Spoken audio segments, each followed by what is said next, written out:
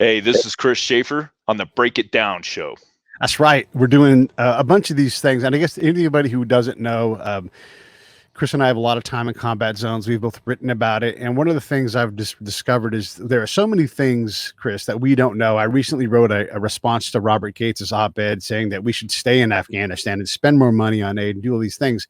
And what Robert Gates can't know is the stuff that we know. And look, it's easy to be mad at Robert Gates, right? But the reality is the system, it needs to get smarter. So there's all these incredible stories I hear where we have these, I'll just say, pudding-headed ideas on what we're going to do, what the result is going to be. And then dudes like us, we're hardly ever even in the room. And if we are, like, I've been in the room where it's full colonel and above, the pole ad and all that kind of stuff. These people won't give me the time. They don't know me. I'm a visitor. So I'm in the back row, and they're saying things that I'm like, this is just not like, let me raise my hand, and I always say, are we allowed to talk openly in this meeting, or is this like pro forma? It's a setup question, but you know what I'm talking about. And they're like, no, we want your input. And then, you hit them with the ground truth, and it just, for those that are gobsmackable, it smacks them in the face, and they're like, we don't know what the hell we're doing. So that's what the point of these little vignettes are, is to continue to grab these things so that the next person who goes can say, man, this sounds a lot like what Chris and Pete were talking about. So let's talk about 400 bad dudes in the Almond Wars. Yeah, 400 bad dudes in the Almond Wars. So this story actually took place on my, I think, 5th trip to Afghanistan. I've got 6 there, but they all blend in your head. You can remember people and places and events, but timelines get so screwed up. At any rate, we get into Afghanistan, got a brand new team. They're pretty new. And the intel was, hey, there's 400 bad guys in this area. You guys need to go down there and, first of all, eliminate them and then figure out what's going on. Gather intel, yada, yada, yada. And when we got to briefing, it was a brand new captain that was running the Intel Fusion Center, and me and my team sergeant stepped out and we're like, there's no way. I mean, we would know if there was 400 bad guys in one area. We just would. So we thought that it was quite exaggerated, to say the least. Anyways, we take our commandos, we take a whole nother ODA. We did this big mission. And we get on the ground. The only thing we did was flatten the farmers' fields with our helicopters. There wasn't one shot fired, not one shot. And we thought for sure. I was on the second lift going in there, and I was like, ooh, I think I should have been on the first lift, because the second lift is going to get so lit up, right? I mean, because you get there, 400 bad guys, they're going to start shooting. But when the second lift gets in there, it's just going to be even worse. And so we got there, nothing, man. I mean, we did everything, and not a shot fired. So I was like, well, we were right on that piece, because there wasn't 400 bad guys. There might have been 4 bad guys, but they weren't about to mess with 90, Afghani commandos and 2 ODAs. They just weren't. So anyways, time goes by. I'm getting beat up about, the intel. What's going on the ground? What's going on the ground? There's nothing. I mean, they're just farmers, literally. I mean, we searched every building, every little shop. We looked in everything. We looked for IEDs. We looked for, any types of communication equipment, anything, any of these dudes. By that time we had this huge list, of who the bad guys were. I mean, it seemed to be changing every day, but nothing, not a thing, Pete. There was nothing there. There was no way to even gather any intel. The guys were just worried about their farms and their fields. So anyways, time goes on, and I start talking to, there's a bit of a backstory to this, but I just want to kind of fast forward to the meat of what happened out there. Yeah. Anyways, I figure out that the main crop there where we were at was almonds. Okay. The second reason we were there is because there was a pass between 2 villages. One was up north, and one was down south. We infilled into the one that was in the south. That pass was through this horrendous area of the mountains. And it was mined. We knew this. Bad guys knew it. We knew it. Everybody knew it. So that was our second job, was to demine that pass. So up north, there was a team from 7th Group up there. My team was down south. Basically, we were taking both ends of that pass, and we were going to block it off and then clear it. Okay, so that the town up north had access, easy access, to get down south into the main commerce area, which was the bigger city Right. below us to the south. Okay. And this is an important thing in It, Afghanistan. Mountains it, get in the way of government for sure. and the other part of it is that to go around that pass for that town up north took 2 days. Right. It's not 2 happening. days. Yeah, it's literally a huge ordeal. Like you got to go 5 miles an hour and you have to travel like 40 kilometers just to get around this stupid thing. And going through the pass is like a 45-minute deal. Right. Right. So it's mine. And we're like, okay, well, bad guys mine it because, they don't like such and such people. And that's why there's 400 bad guys there, blah, blah, blah, blah. So when we got there, obviously, there was no 400 bad guys. I mean, we went everywhere, we looked everywhere, found a few guys on some motorcycles, but as soon as they seen us, they took off, right? No big deal, right? Yeah. So I am there trying to figure out what the heck is going on, because it's not about the bad guys, because they're not there. There was nothing there even for the bad guys to use their leverage to even like attack us. I mean, there was nothing. I mean, it was literally farmers' fields. So I start talking to everybody there. And I ran into this guy and he tells me about these almonds. And I'm like, that has nothing to do with what I'm doing here. Right. But I keep hearing this almonds, almonds, almonds. And I'm like, all right, by the time you hear about 10 times, you're like, okay, I know this doesn't make sense, but there's something going on with these freaking almonds. Yeah. And I got to figure it the hell out. So I started asking, and finally I had a guy. He was this old farmer dude, and I think he had just been passing by, and I was just like, hey, go grab that guy. I want to talk to him. So my guys went out there, grabbed him, brought him over, and I just sat down and had chai with him, and I just talked to this guy for like hours. And he started telling me about the town up north where that mine pass was, about their almond crop. And I was like, what? They grow almonds up there too? And he goes, yeah, and they're much better than the ones down here. I was like, okay, so what's going on? He goes, well, we don't want them to get to market before us. I was like, I get it. Who's mining the pass? Well, the guys down south, because simply they don't want the guys up north to get to market before they do, because the guys up north have better product and more of it, and they'll sell all their stuff. So the guys down in the south said, hey, we get a 2-day advantage. If we get our product to market first, we can sell all our stuff. And those clowns up north, they can go around. We'll just mine the path. And that is exactly what was going on. But you try to tell an SF commander, or any commander for that matter, the Army commander, whoever was in charge at the time, that the whole dang thing was because of almonds, it just does not register in their head. It's like, look, they're assistance farmers. We all knew that. They could only provide for their families for 10 months. You and I know this. So as a subsistence farmer, you can feed your family with your own crops for only 10 months out of the year. You're going to starve to death if you don't eat in 2 months, I promise you. So what do? They have to do other things. And it's about survival. Yeah. And so mining that pass was nothing more than a survival movement on their side. And we did clear the pass. Some civilian drove past our element, and they got blown up and killed. And we spent like 3 hours trying to save the one guy, and had a helicopter and I mean, it was freaking chaos. But we mined the pass, and I told my team, we were just like, they're going to mine it again. As soon as we leave, they'll put another mine in there. Because it's all about them getting their product to market before those other guys. And that is the difficulty, that you go in thinking you got to find 400 bad guys. This is going to be a shootout, and you're going to find all these bad guys and eliminate them. And then you wind up finding out that it has absolutely nothing to do with that. There's a couple of contextual points I want to bring up. One is, when there are 400 guys in a valley that you have to go fight, they're there for the Army. Like, we believe that they're there. We need them to be there. Whether they're there or not is secondary. You're going to go and try to find these guys. And when we think about, like, how do we win in Afghanistan? Well, why don't we just go defeat the Taliban?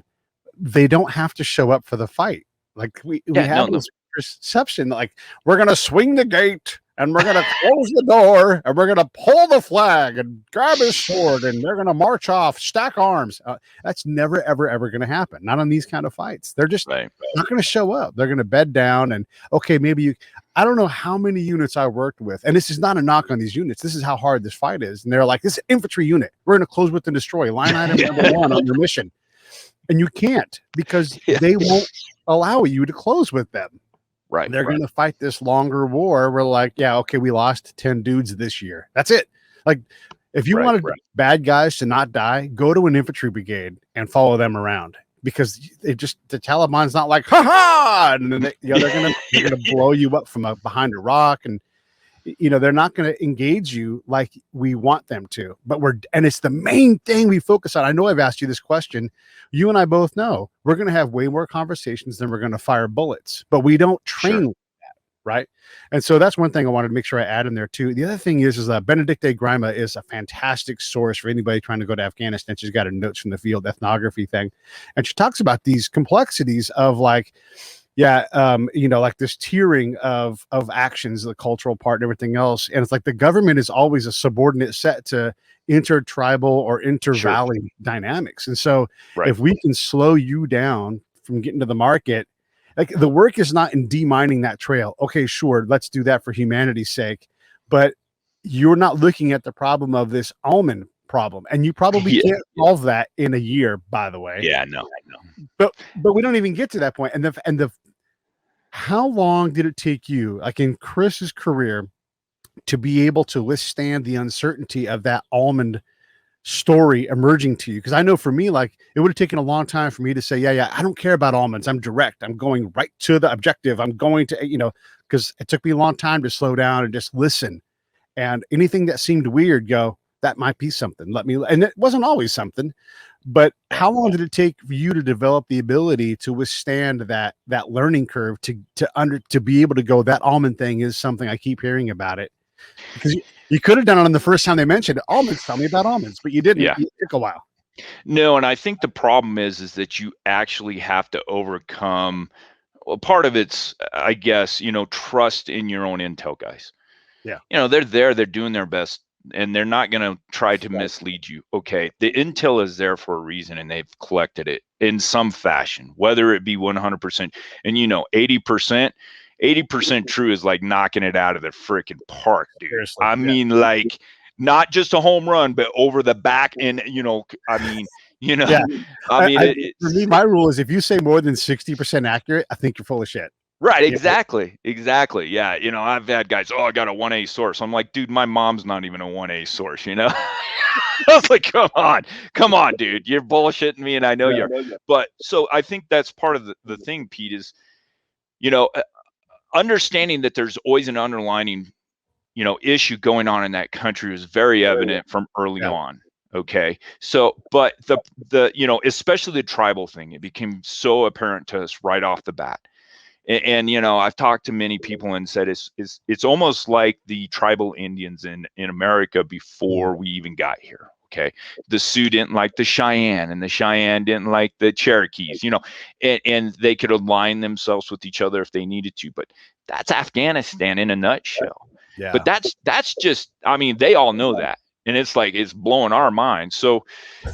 And we're like, okay, I got that part. But then you get a little deeper underneath that, and you find out it's about almonds, or it's about, this guy ran his goats on my field, a couple of years ago, and he ate all my food for my animals, and so there's just things like that. But I think to answer your question is that overcoming what you have been given as a task with intel, with hey, here's what's going on, here's what happened, this is what led up to this, and this is why you're there, and you want to complete your task that is given to you, and bring your guys home. That's task number one. So when you get on the ground and you start hearing about this crazy crap, and you're like, well, I just want to get rid of the mines, I want to find bad guys, and I want to go home. And then you find out it's almonds, and you're just like, okay, where do I even start? Because there's no way to fix this, and it's not going away. Yeah. And so those are things you have to overcome and be, you know, like I said, it took me probably 10 times, you know, and it's just this almonds. I'm like, who cares? Yeah. So Could you have accomplished the same goal in your first Afghanistan tour, or did it take a couple of tours to be able to develop that capacity? oh, it totally took a long time to understand it. I mean, you know, the learning curve just for the culture is immense. And so, you know, I have 6 tours there. Yeah. And I don't think I really, you know, even trying to convey the complexities to the team guys, you know, was just a major hurdle that, you know, the senior guys had to teach these young dudes that were coming in so that they understood, because it's just not, you know, you're training, kicking in doors, shooting targets. Yeah. You know, collect intel, go shoot doors, you know, deploy, you know, shoot, you know, and it's like, no, guys, you know, that's not what it is. And even if we do go in there to do that, you've got to understand that low hanging fruit that we might be able to get on intel is he really doesn't. I mean, he's doing it for a purpose that we can't even surmise in our own head. He wants to feed his family. That's why he fenced up a bag that had an IED in it. You know, and now he's low hanging fruit, and he's just like, dude, I just wanted my, you know, 50 Afghani from the Taliban so that I could feed my family, you know, and he's not really a bad guy. Nope. You know, and so, you know, and it's just like, guys, we can't go in there just slinging lead. Well, you know, Pete, I mean, how many times were you in an area where the infantry went just slung lead, and then it's, I mean, you have to patch up the relationship. You have to go in there, you know, you killed what's his face's uncle, and now he's ticked off. And yeah, he's going to plant bombs in the road because now he hates you because his uncle was nobody. And why'd you kill him? You know what I'm saying? And so, it's so difficult to, and that's why I think, in my opinion, that's how, like you said, they'll go for years and years and years and years. And, you know, we are there, like you said, infantry, yes, we're going to go find them and close them and sweep the gate, and they're all going to give up their guns. And it's like, dude, they're farmers and they don't care. So, yeah, and there's a lot to add to this, and I don't want to make this thing go on too long, but there's 2 things I want to say. One, I want to bring in the movie The Jerk. I want to bring in a reference. Clearing the path and demining it, you know, because they'll come back, and that you and I both know they will remine it. And then what'll happen is someone in that staff room, and God bless, like we all do this, right? But they'll go, he hates these cans. Like, you know, they don't eat the pass. They don't, you know, it's like, they're like, we'll have to clear. Well, damn it, we're going to clear these mines again. Like, yeah, it did it again. Now they've collapsed, you know, they've blown up the pass, and we had a giant rock fall into a pass, and the Army's like, what are we going to do about this? You know, and it's like, it's because you can't push out. The other thing I want to say is these mistakes that we make, they stack, right? And so when your giant truck smashes into their mud wall and it never gets fixed or whatever, they hold that grudge. And so 3 ODAs later, they're mad at you, you know, because they were wronged, or you killed their baby cousin and who didn't need to die, or they're extra legal. I always use the word extra legal. Like, yes, what they're doing is not technically legal, but they're also surviving. So we have to allow some of that to happen and focus on the truly bad people. But we suck at that. And so we don't have an institutional memory. And that's why, like in my op-ed thing that I wrote right now, and you and I both know this, like, we don't know how many schools are in operation. We don't know who the teachers are and how often they show up to work. We don't know day to day, like no one's taking attendance. And so we have this thing 20 years later, we don't even act like we care if the schools are operational. And so we lose this every time we rotate. And when these offenses happen or these mistakes happen, we have no idea. You have no idea. It may not be possible to even fix that almond war problem because some captain 5 years ago, and again, not to pick on that captain, but they made, here's the thing, like I always try to explain to people, and then I'm going to shut up and let you comment on these things. But, you know, we're so powerful, and especially you guys are just so capable in combat. You know, everything's A to B, A to B, A to B. And sometimes it's hard to get from A to B, but the actual answer is A to kumquat. And you're like, kumquat? How the hell do I get to kumquat from A? You're like, well, all right, go figure it out, you know? And so we're so direct, we're so linear, But modern combat, it doesn't flow like that. Occasionally, sure, but usually if it's too easy, you probably killed the wrong guy, probably made a mistake somewhere else, because everything is deliberate there. Everything is about trust. Yeah, and that's the hard part. Because the Afghanis traditionally don't trust anybody but their own tribe. And why should they? I mean, they've been conquered and tried to, several different entities have been into that region of the world and done horrendous things to the Afghani people. And there's really nothing there for them. I mean, they really just exist in a place that has limited resources. Yeah. And so when you take that into consideration, like you said, a big truck smashed into a wall, that building it's probably generational. Yeah. And, it's not just some dude built the house last year. No, that thing has probably been standing for 50, 60, who knows how long, maybe 100 years. You just don't know. And so even if it's not the building, it's that area, that land. You have done X, Y, Z, and I remember we hit this one area and we arrested some dudes. And about 2 months later, we went back in there and I was, talking to a guy, and he told me that one of my guys had busted a stained glass window. And I told him he was a liar. I said, it never happened. I said, you can't prove it. I don't understand. And no, he showed me the stained glass, very small little window, and I'm like, where did they even get this?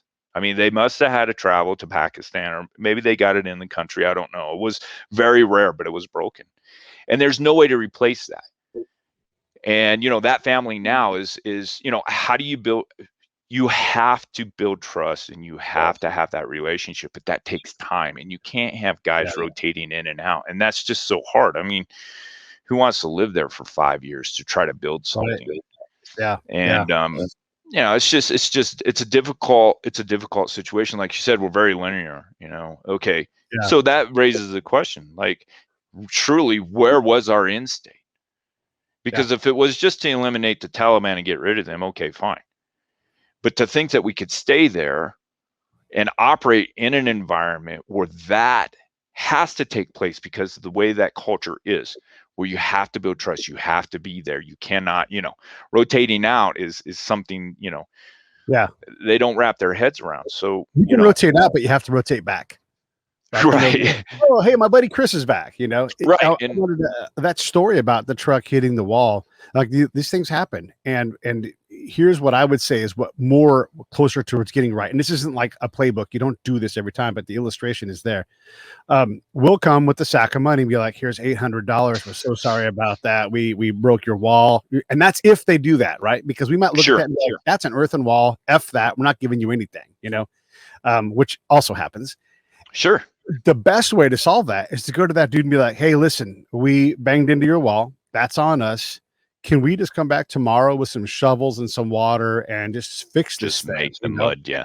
Right. And just go out there and with that person, put hands in mud and slow down your day and just go fix that wall, and make sure that just do them the solid. If they don't need money, okay, yes, they need money, but money isn't going to solve that problem. They still got to go out and fix that wall. And it's going to, every scoop of mud they pull out with their hands and put on that wall is going to piss them off, And so when you go over there and you handle it like that, that's what tribal people get. And again, I'm painting with a really big brush here. That's how you have to slow down. How do we deal with this? Let's not start with money. What's the least thing that we can do that they will find impactful and valuable? And that's not to get away with doing less. It's to get where they're at in terms of compensation. We used to burn our parachute. We would get provisioned free airdrop, and we would burn those parachutes and all that cardboard. Like we're desperate for that stuff. That's valuable to us. And so we were able to give that to the governor. It's our waste, literally stuff we're just going to burn. And they're like, yeah, I can trade that parachute and that cardboard for compliance with the government. Doesn't have anything. They don't have a budget. Like by the time the money gets down, the guy's like, the government now owes me money. The governor was feeding his own people, Why don't you bring down more people? He's like, I have to feed these people. I have to take care of them. Why would they want to stay? How long, Pete, do you want to stay out here if you lived in my little building? And I'm like, yeah, not very long, man. It's hard out there. No, and that's so true. I mean, so, And I agree with you wholeheartedly. The hard part is when when Anaconda went off and we were in Xerox, and I remember this very, very, very distinctly. And we went up to talk to some of the elders up north where they were basically loggers, and they were taking these trees down from the forested area and, you know, using them for whatever. Yeah. And the only thing the elder wanted us to do was stop blowing up the trees. He just didn't want us to drop bombs and blow up the trees. That's the only request the guy had, you know. And so, I mean, you can't replace a tree very easily. You can't replace a crop very easily, you know. And so what do you do in that situation? I mean, you really have to take it into consideration. I mean, the bad guys are obviously going to hide in those areas. So I mean, what do you do, you know? Yeah. But, you know, and that's just the difficulties of it all. I mean, you got one guy, he's like, well, this is my livelihood. And if you drop bombs on it and blow it up because there's bad guys here, well, why didn't you come in and eradicate the bad guys? You know? Yeah. You know, and so, you know, I mean, building that relationship is so, but you're right. It's not just money. That sometimes doesn't have anything to do with it, you know? Well, listen, I appreciate you telling me that story. I know you got other ones. Let's do another one of these soon. And if you guys are watching on LinkedIn or YouTube or anywhere else, just throw some comments in there. And if you've got one of these stories, I'd love to hear it, love to record it and capture it. You know, it's not to mock the effort. It's to illustrate how challenging it is, and how the very top, the folks like Bob Gates, they can't know all the things that are happening down on the ground. And since we don't often have an audience with a guy like Robert Gates or Hillary Clinton or Secretary, you know, Mattis, whatever, we've got to tell these stories in other ways. So this is a valuable resource for that. Chris, anything in closing? No, man. War is complicated. It's not, you know, it's never an easy thing, and you know, especially unconventional warfare is super complicated, and you got to have super smart people working on it, you know. And so, yeah. Thanks for the time, Pete. I mean, there's plenty more to that story. So about a guy hanging a dude in his, anyways, in his collide and all kinds of other stuff. Yeah, I mean, what I told you today is the tip of the iceberg, brother. So